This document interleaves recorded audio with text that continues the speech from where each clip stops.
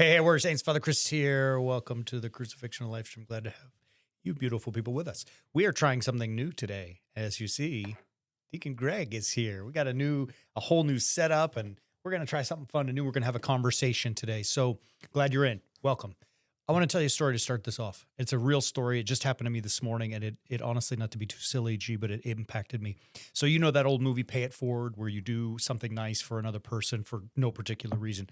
This morning, as I was coming in, I was getting my coffee, and I wanted to stop for a donut. So I go to the donut shop, and there's a lady in line in front of me, and I'm going to sound like such a judgmental jerk, but she looked like, it might have been that she at one point in her life was homeless. I know that's a judgment. Just don't get on my case, but that's just kind of the perception that she gave.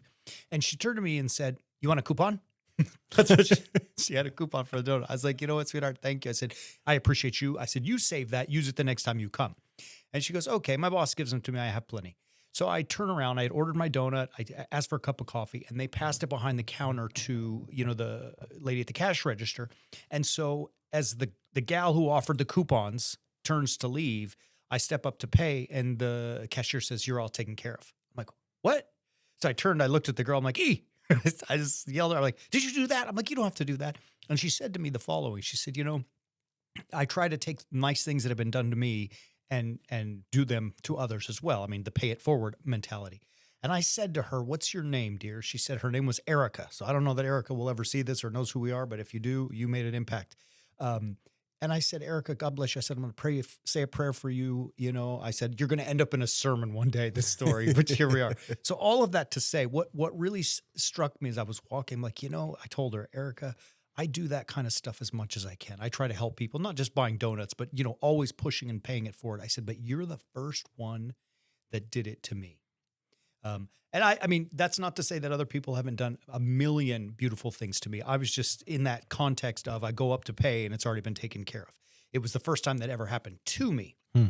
And I was impacted by that. I thought, like, I immediately, I got smart. I wanted to explore my emotions. And as all of our warrior saints know, I'm not an emotional guy. Usually I don't really care about my feelings and all that stuff, but I wanted to explore them and be self-aware. And I'm going to stop yapping with this, but it was interesting to me, Deacon Greg.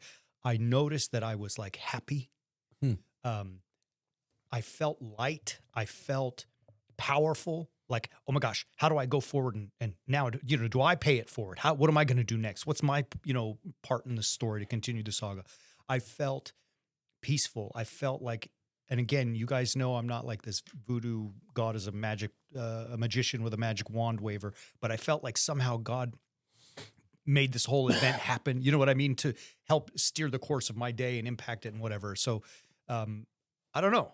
It just happened. It's hot in my mind. It's fresh. I thought, let's go for it. Let's talk about it. I know we're in Lent and we should be talking about Lenten things, but I mean, almsgiving, although she, it wasn't necessarily almsgiving what she did, but that whole concept of generosity and giving. And I don't know. There you go. That's what happened. Yeah, I think it's pretty cool, especially the exploration of the emotions that you had going around it, because it definitely, it's almost uncomfortable when someone does something nice like that for you, because you're not expecting it. You don't necessarily think you need it. There's that, even that tinge of who does she think she is? She's going to do something nice for me. Or maybe that's just me and my fallenness that I get annoyed by it. But I think it's definitely something that is rare. Yeah.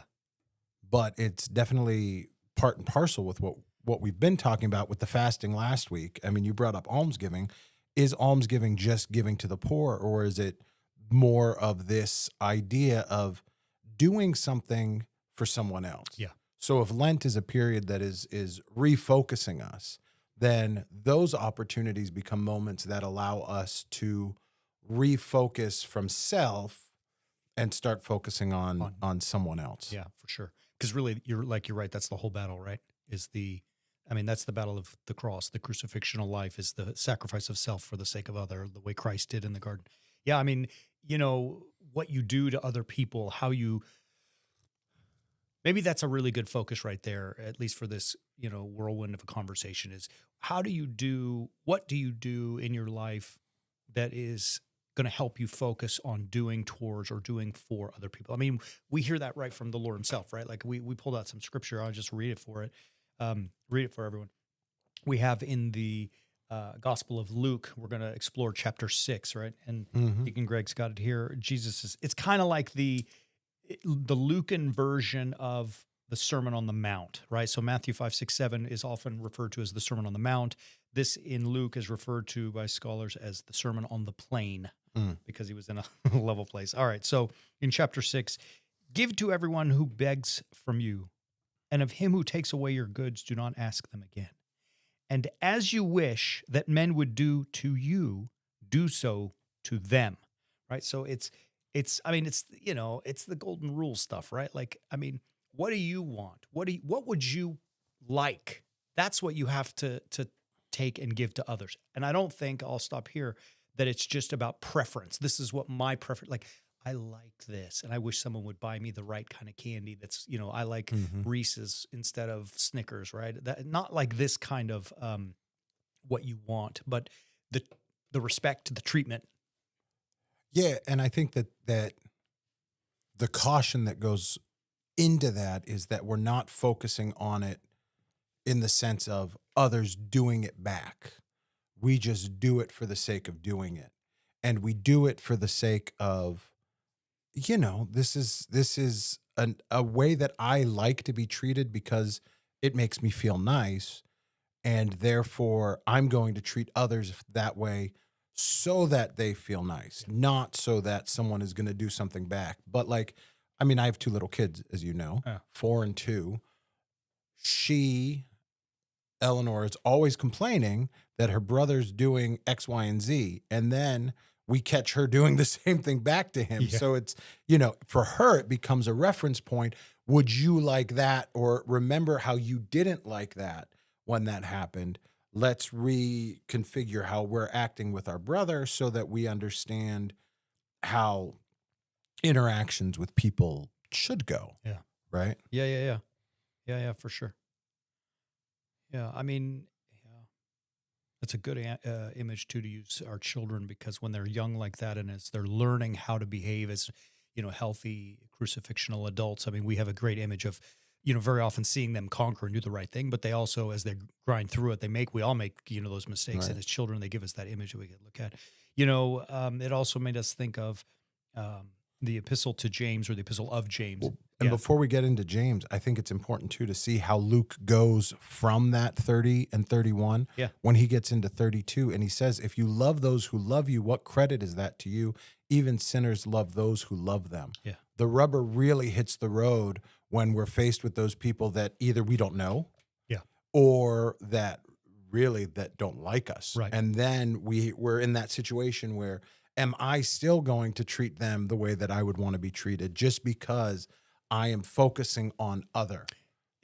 This is awesome. What you just said made me think, and we throw it out there. It's not about doing good for the sake of a response, i.e. karma, right? Like you said, someone did something nice, you do it back. Yeah. It's not even about, I'm going to show that jerk, who doesn't like me, what the right way to do is, a right way to behave is. It's more of simply, you must do the right thing, period. And in the opportunity of doing that to an enemy or someone who doesn't like you, what you've done is show them, but also show yourself that my MO for life is always to do good, regardless, whether it's someone I love or don't love. I don't know if I'm able to eloquate that as powerfully as it hit me in the head the way you said it, but it's like, that's what I do. I just do the right thing. Exactly. And I think that dovetails into the epistle from James and what St. James is talking about, like, which I know you're going to talk about in 1 second, but we just do it because we're striving to follow God's commandments. We're striving to follow God's word. And then we become people who just do God's word and in the good and the bad. In the good and the bad. Yeah. And in the fun and the no fun and the enemies and the lovers. Yeah. And all that stuff. Yeah. No matter how uncomfortable it gets. So, I mean, and that's, like we threw it in, like James just says it, it's, but verse 22, chapter 1, verse 22, we got here, but be doers of the word and not hearers only, deceiving yourself. For if anyone is a hearer of the word and not a doer, he is like a man who observes his natural face in a mirror and goes on and on. Like, the idea here is just, you have to, it's about becoming men and women of action. I see it. I mean, that's, like you have to hear it, obviously. If there are not preachers, as Paul says in Romans, if there's someone doesn't run out there to preach, then how can someone act and live? So blessed are the sound of the footsteps of those who run to preach. But once you hear, you got to do, baby. You know what I mean? And that's really where the rubber hits the road, as you said. Well, and I think it's interesting too, whenever Paul is writing about God's commandments, there's always an action word in there. There's always a verb. There's always something happening that forces you to go into action. All right. So then how do you tell us? I mean, okay. In a situation like this in the donut shop, how do you, Deacon Greg, see? Give me an example. Like, what do you do? So it forces you into action? Show me one. How do we share that with the world? I mean, as soon as you get the opportunity, which, okay, they tell you that your food has been taken care of, well, then you turn it around and immediately say, it's easier in a drive-through because they've already ordered. Right. But you just turn it around and say, okay, great, I've got the person behind me. And you just throw whatever money down that you were going to throw down to begin with. Yeah.